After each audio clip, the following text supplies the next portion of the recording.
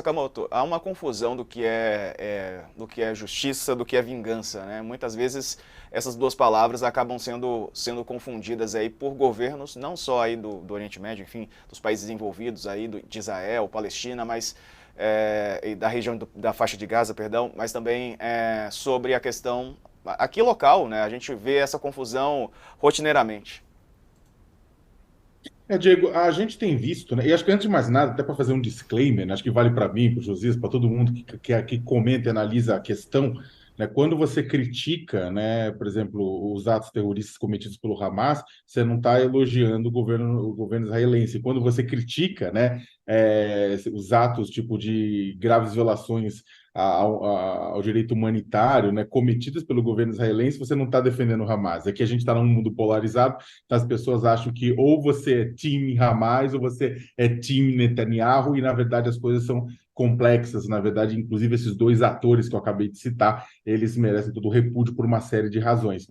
Agora, é interessante, né, puxando até rapidamente o que o Reginaldo Nasser falou, que essa invasão que o Israel prepara à faixa de Gaza está sendo antecipada com um cerco muito forte, como um cerco muito mais forte do que aconteceu nos últimos 17 anos. Não está passando água, não está passando medicamento, não está passando alimento, não está passando energia elétrica, nada. Eu até conversei no início da semana com pessoas que atuam nos hospitais em Gaza, que falaram que os hospitais já estavam entrando em colapso por conta disso, porque não tinha energia elétrica para fazer cirurgia, criança estava morrendo, tudo isso mais.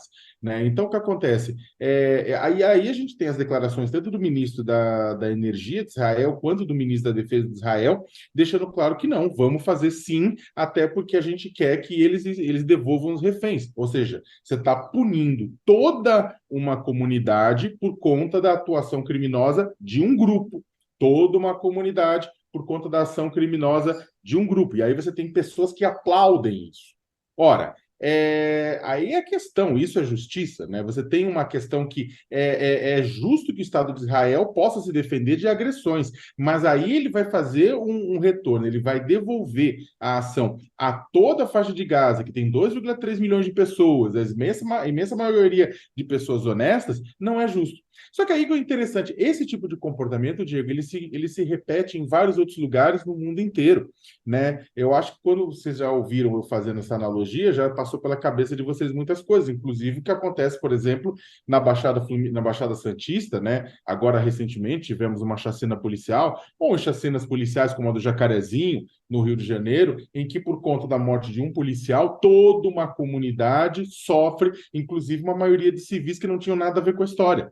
Né? Ou seja, é claro, respeitada a devida proporção, respeitado o contexto e respeitada a natureza desses conflitos dos envolvidos, né? Você tem o quê? Você tem um Estado indo para cima e atacando de uma forma extremamente violenta toda uma comunidade através do seu aparato policial ou militar, como resposta, né, a um grupo criminoso que atua lá dentro. Né? Agora, a faixa de Gaza e a Palestina não é o Hamas, da mesma forma que o Jacarezinho não é o Comando Vermelho.